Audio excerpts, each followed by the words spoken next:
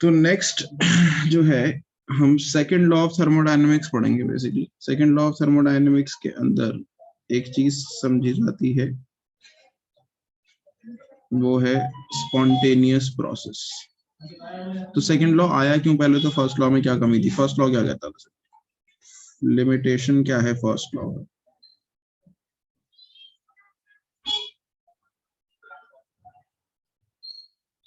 First law का limitation ये है, it does not talk about the flow of energy. It does not talk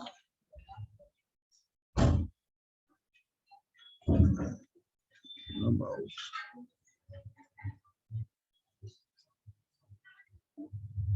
flow of energy या direction of flow of energy।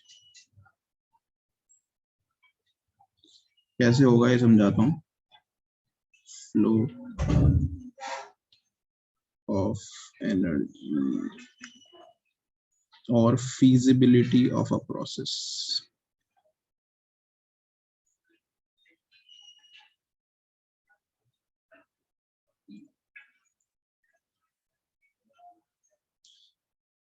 तो देखो, जैसे first law क्या कहता है कि आप किसी चीज पे वर्क करो तो वो वर्क हीट में कन्वर्ट हो सकता है। ठीक है, फॉर एग्जाम्पल मैं कोई अपने हाथों को आपस में रब करना शुरू कर देता हूँ, I start rubbing my hands, तो what will it do? I am doing some work, it will produce some heat, so work can be converted into heat. ठीक है, but what if I start heating my hands, will they start moving on their own? Can heat in this particular case, मैं दूसरे cases में बात नहीं कर रहा, in this particular case can I convert the heat into work? No sir. Yes, no। ठीक है, अब तुम बोलोगे सर होती तो है हीट वर्क में कन्वर्ट, इंजन में होती। यस, बिल्कुल सही बात है। इंजन के अंदर आप पेट्रोल को बर्न करते हो, या फिर आपके कोल इंजन में कोल को बर्न करते हो, नेचुरल गैस इंजन में नेचुरल गैस को बर्न करते हो, और उस हीट से आप वर्क प्रोड्यूस करते हो। But can all heat B converted into all work? जितनी हीट जनरेट करते हो इंजन में, क्या सारी की सारी वर्क में कन्वर्ट हो जाती है? इसका मतलब क्या वो एक परफेक्ट इंजन है? नहीं। लेकिन all work can be converted into all heat very easily, right? If you make an isolated system, insulate कर दो सिस्टम को प्रोसेस से, तो all work can be converted into heat. ठीक है, तो लेकिन फर्स्ट लॉ तो ये बात नहीं करता। फर्स्ट लॉ तो क्या कहता है? Energy is conserved, energy loss होती नहीं है। वो क्या कहता है? जितना भी वर्क है वो हीट में कन्वर्ट हो सकता है, तो सारी हीट वर्क में भी कन्वर्ट हो सकती है। फर्स्ट लॉ तो कंजर्वेशन की बात करता है एनर्जी के। अब देखो, जैसे एक हॉट बॉडी है, ठीक है, there is a hot body, यानी जिसका टेम्परेचर हाई है, ये हॉट है। दूसरी तरफ एक कोल्ड बॉडी है जिसका टेम्परेचर क्या है? लो है, कोल्ड। ठीक है, तो फ्लो ऑफ हीट क्या होगा? Direction of flow of heat क्या होगा? Hot body to cold body, right? We know that for sure. तो energy transfer from hot body, energy transfer या heat transfer from body at higher temperature to the body of colder temperature। Reverse direction में होता है क्या कभी? नहीं होता ना। लेकिन फर्स्ट लॉ तो ये चीज एक्सप्लेन नहीं करता। तो फीजिबिलिटी ऑफ प्रोसेस तो एक्सप्लेन नहीं करता फर्स्ट लॉ। फर्स्ट लॉ तो क्या कहता है? एनर्जी ट्रांसफर हो जाती है एक बॉडी से दूसरे बॉडी में। उसने ये बोला कि हॉट बॉडी से कोल्ड बॉडी में होती है, या कोल्ड बॉडी से हॉट बॉडी में, ये नहीं बोला ना। तो यही चीजों के लिए हम सेकंड लॉ पढ़ते हैं। ठीक है, इसी चीजों के लिए हम स्पॉन्टेनियस प्रोसेस पढ़ते हैं। स्पॉन्टेनियस प्रोसेस क्या हुआ? ये एक स्पॉन्टेनियस प्रोसेस हुआ। इसको कराने के लिए किसी चीज की जरूरत तो नहीं है ना मुझे। अगर मैं एक हॉट बॉडी को कोल्ड बॉडी से टच करूंगा तो क्या मुझे कुछ करने की जरूरत है, या अपने आप ही हीट ट्रांसफर होना शुरू हो जाएगी? अपने आप शुरू हो जाएगी। तो ऐसे ही प्रोसेस को हम क्या बोलते हैं? Spontaneous process. तो first law does not talk about spontaneous और नॉन स्पॉन्टेनियस। उसके हिसाब से सारे प्रोसेस स्पॉन्टेनियस है, लेकिन there are some processes which are non spontaneous. क्या इस कोल्ड बॉडी से हॉट बॉडी में हीट ट्रांसफर कर सकता हूं? नहीं कर सकता। ठीक है, मतलब कर सकता हूं, अपने आप तो नहीं होगी ना। कैसे कर सकता हूं? रेफ्रिजरेटर होता है, रेफ्रिजरेटर है ये तुम्हारा। इसके अंदर पहले ही ठंडा है, मान लो चल रहा है काफी देर से, लेकिन जब तुम दरवाजा खोलते हो तो थोड़ी सी हीट चली जाती है इसके अंदर। जब तुम इसका दरवाजा खोल देते हो तो थोड़ी सी हीट चली जाती है, लेकिन दरवाजा बंद करते हो तो क्या करता है, उस हीट को उठा के बाहर फेंक देता है ना, ये सब मतलब अपने कंप्रेसर कंप्रेसर के थ्रू। एग्जैक्टली। तो बट ये प्रोसेस हो तो रहा है कोल्ड बॉडी से बाहर, हॉट बॉडी में हीट ट्रांसफर हो रही है, जो कि बिल्कुल काउंटर इंटुइटिव है, लेकिन उस प्रोसेस को कराने के लिए एनर्जी खर्च हो रही है कि नहीं हो रही, इलेक्ट्रिसिटी खर्च हो रही है कि नहीं हो रही। तो yes sir. Non spontaneous process भी, स्पॉन्टेनियस प्रोसेस क्या है, जो अपने आप हो जाते हैं, जैसे हॉट बॉडी से कोल्ड बॉडी में हीट जाना स्पॉन्टेनियस प्रोसेस है। फ्रिज का दरवाजा खोलोगे उसके अंदर गर्मी जाना स्पॉन्टेनियस है, कुछ करने की जरूरत नहीं, अपने आप जाएगी, क्योंकि बाहर गर्मी है, हायर टेम्परेचर है, फ्रिज के अंदर ठंडा टेम्परेचर है, हीट अपने आप अंदर जाएगी।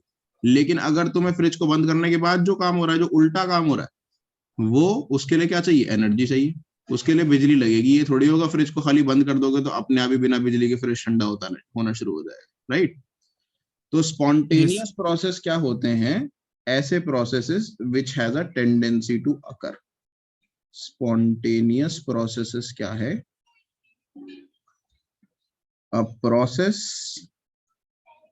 That has a tendency to occur. ठीक है भाई,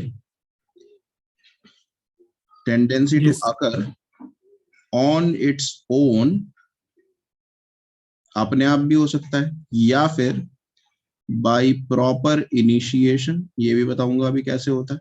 by proper initiation, by proper initiation का मतलब क्या, एक बार तुमने स्टार्ट कर दिया फिर अपने आप हो जाएगा, ऐसे शुरू में ही नहीं होगा अपने आप, लेकिन एक बार स्टार्ट कर दिया फिर अपने आप हो जाएगा। और एक तरीका और है स्पॉन्टेनियस का, और अंडर अप्रोप्रिएट कंडीशंस।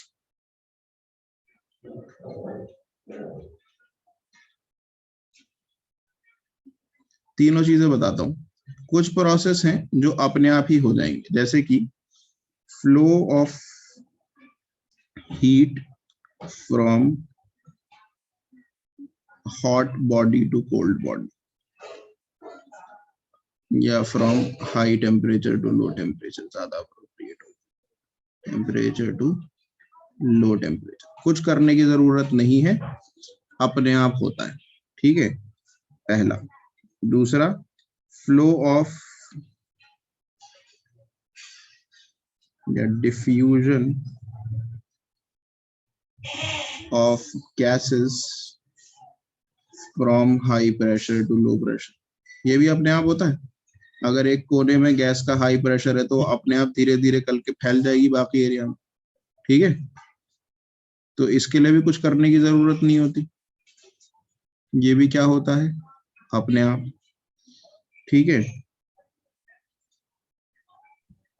सर ये प्रोसेस क्या लिक्विड हो, हीट के फॉर्म में हो, गैस, किसी भी फॉर्म में हो सकता है ना? हाँ हाँ, स्पॉन्टेनियस प्रोसेस है। प्रोसेस क्या मतलब, मैंने कोई वर्ड नहीं लिखा ना, मैंने केमिकल रिएक्शन या तो फिजिकल सर प्रोसेस कुछ ऑस्मोसिस नहीं भी कह लिखा। सकते हैं। हाँ, ऑस्मोसिस, एग्जैक्टली, बहुत बढ़िया। Osmosis occurs on its own, osmosis कराने के लिए कुछ जरूरत नहीं होती है तुम्हें, ठीक है। अब कुछ प्रोसेस मैंने क्या कहा, इसमें तीन चीजें लिखी, मैंने लिखा ऑन इट्स ओन, ये तो हो गए तीनों जो ऑन इट्स ओन, अपने आप हो रहा है, कुछ करने की जरूरत नहीं है। कुछ बोला मैंने क्या, बाय प्रॉपर इनिशिएशन। तो बाय प्रॉपर इनिशिएशन का एग्जांपल तुम ले लो, कार्बन, कोल का बर्न करना। कोल होता है कार्बन, ऑक्सीजन से कंबाइन करो CO2, क्या ऑक्सीजन की प्रेजेंस में रखते ही कोल अपने आप बर्न करना शुरू कर देता है? No sir. नहीं ना, इनिशिएट करना पड़ता है तुम्हें, थोड़ा सा तुम्हें यस सर। चिंगारी लगानी पड़ेगी या थोड़ी सी आग लगानी पड़ेगी उसके अंदर, you will have to provide some energy to start this process, ठीक है। तो ये हो गया बाय इनिशिएशन। तो प्रोसेस को इनिशिएट करना पड़ेगा फिर जाकर ये प्रोसेस होगा।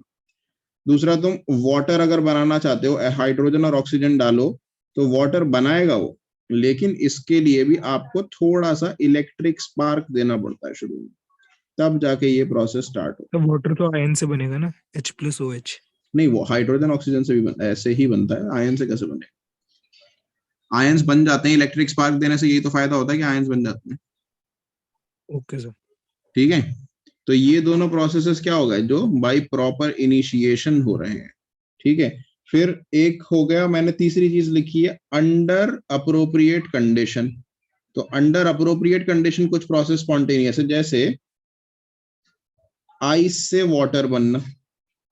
अब नॉर्मली 25 डिग्री रूम का टेम्परेचर है तो आइस से वाटर बनेगा, प्रॉपर प्रोसेस स्पॉन्टेनियस खुद होता रहेगा, ठीक है। लेकिन अगर रूम का टेम्परेचर, हम अंटार्कटिका में बैठे हैं, रूम का टेम्परेचर -10 डिग्री हुआ है, तो होगा क्या ये प्रोसेस स्पॉन्टेनियस? No sir. ठीक है, तो मेल्टिंग ऑफ आइस जो है वो स्पॉन्टेनियस है कुछ जगह पे और नॉन स्पॉन्टेनियस है दूसरी जगह पे। लेकिन अगर रूम का टेम्परेचर -10 डिग्री सेल्सियस -10 है तो स्पॉन्टेनियस प्रोसेस इसका उल्टा है, वाटर की आइस अपने आप बन जाएगी लेकिन आइस का वाटर अपने आप नहीं बनेगा, राइट। तो melting of ice is an appropriate is a spontaneous process but it is spontaneous only under appropriate conditions। बात समझ में आई? तो कई बार कई प्रोसेसेस ऐसे हैं जो स्पॉन्टेनियस हैं किसी भी कंडीशन में, और कई प्रोसेसेस ऐसे हैं जो स्पॉन्टेनियस नहीं होंगे। जैसे flow of heat from high temperature to low temperature हमारे पूरे यूनिवर्स में कहीं पे भी हो, ये स्पॉन्टेनियस ही रहेगा नो मैटर व्हाट, है ना। हीट जो है वो हाई टेम्परेचर से लो यस सर। टेम्परेचर ही फ्लो करेगी, प्रेशर ऑफ गैस जो है वो हाई प्रेशर से लो प्रेशर ही डिफ्यूज करेगी। ये प्रोसेसेस ऐसे हैं जो पूरी यूनिवर्स में कहीं पे, ऑस्मोसिस भी वही हो गया, कई यूनिवर्स में कहीं पे भी करा लो ये प्रोसेस वैसा ही होगा, ठीक है। On the other hand ice का वाटर बनना जो है वो डिपेंड करेगा कि हम कहाँ पर हैं, सराउंडिंग टेम्परेचर क्या है, तो टेम्परेचर पे डिपेंडेंट है ये प्रोसेस। स्पॉन्टेनियस होगा या नहीं होगा वो डिपेंड करेगा कि टेम्परेचर कैसा है। बात समझ में आई? Yes sir. तो प्रोसेस स्पॉन्टेनियस होते हैं, कुछ यूनिवर्सली स्पॉन्टेनियस प्रोसेस हैं जो हर जगह स्पॉन्टेनियस होंगे, कुछ ऐसे प्रोसेसेस हैं और ऑन इट्स ओन हो जाएंगे, कुछ ऐसे प्रोसेस हैं जो इनको इनिशिएट करना पड़ेगा पहले तब स्पॉन्टेनियस होंगे, कुछ ऐसे प्रोसेस हैं जो अंडर अप्रोप्रिएट कंडीशन स्पॉन्टेनियस होंगे। हर कंडीशन में स्पॉन्टेनियस नहीं है, कुछ पर्टिकुलर टेम्परेचर पे स्पॉन्टेनियस है या कुछ पर्टिकुलर प्रेशर पे स्पॉन्टेनियस, ठीक है। Yes sir. तो भाई ये हो गया spontaneous process. Non spontaneous process उसके उल्टे होते हैं बस।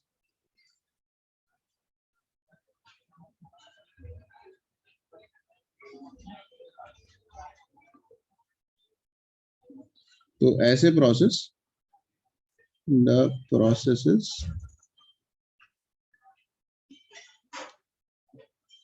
that do not have a tendency to occur। Sir water break जो होता है वो OH आयन और H आयन की फॉर्म में होता है, और जब फॉर्म करना हो वाटर तो वो H2O2 से होता है। नहीं, वाटर जब ब्रेक होता है तो अगर देखो तुम आयनिक कंडीशंस के अंदर रिएक्शन करा रहे हो तो H+OH- आयन देगा, लेकिन वाटर का अगर तुम इलेक्ट्रोलिसिस कर दो हाइड्रोजन और ऑक्सीजन गैस में भी ब्रेक डाउन हो सकता है। डिपेंड करता है कि कैसी कंडीशंस के अंदर आप उसको ब्रेक करा रहे हो। अगर आप कोई सॉल्ट डालोगे सिंपली उसके अंदर वाटर में तो H+OH- आयन बनाएगा, उसी को सॉल्ट, सर उसी जैसे सॉल्ट को हमने एसिड डाल के क्लास बोलो बोलो। 10th में किया था, इलेक्ट्रोड्स लगा के और कोई सा एसिड डाल के उसमें H2O2 की फॉर्म में ब्रेक होता यस है। यस, ओके ठीक है। तो नॉर्मल सॉल्यूशंस के अंदर अगर तुम देखोगे तो वाटर H+OH- में ब्रेक होता है, लेकिन उसका इलेक्ट्रोलिसिस करा दो अगर तुम तो वो हाइड्रोजन ऑक्सीजन गैस भी बना सकता सर। Okay sir.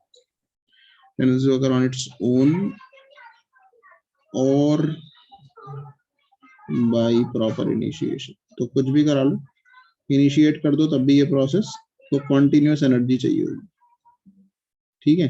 तो एग्जांपल के लिए तुम यही ले लो, फ्लो ऑफ हीट, रेफ्रिजरेटर वाला एग्जांपल जो लिया मैंने, flow of heat from low temperature to high temperature, ठीक है। और एक और एग्जांपल ले सकते हो, रेफ्रिजरेटर, इसको ब्रैकेट में लिख देते हैं हम ताकि याद रहे। दूसरा एग्जांपल ले सकते हैं, flow of water in upwards direction. पानी ऊपर से नीचे तो अपने आप गिरेगा ग्रेविटी की वजह से, हमारे हमारे अर्थ, ठीक है। अब ये वाला भी अप्रोप्रिएट कंडीशंस के अंदर, अगर अपवर्ड डायरेक्शन में भेजना है तो क्या करना पड़ेगा, पंप लगाना पड़ेगा आपको, मोटर लगानी पड़ेगी, समझ रहे हो। तो ये भी क्या यस सर। हुआ, नॉन स्पॉन्टेनियस। तो ये प्रोसेसेस को स्पॉन्टेनियस बनाया जा सकता है, या सॉरी स्पॉन्टेनियस नहीं बनाया जा सकता, ये प्रोसेस जो है they occur with continuous supply of energy, ठीक है। सच प्रोसेसेस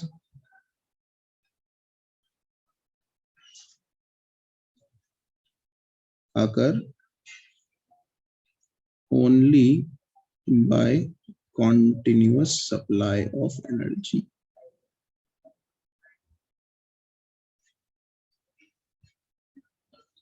तो ऐसे प्रोसेस को कराने के लिए आपको कॉन्टिन्यूसली एनर्जी प्रोवाइड करने की जरूरत है। बात समझ आ गई? स्पॉन्टेनियस नॉन स्पॉन्टेनियस प्रोसेसेस क्या होते हैं, क्या डिफरेंस होता Yes, sir. है?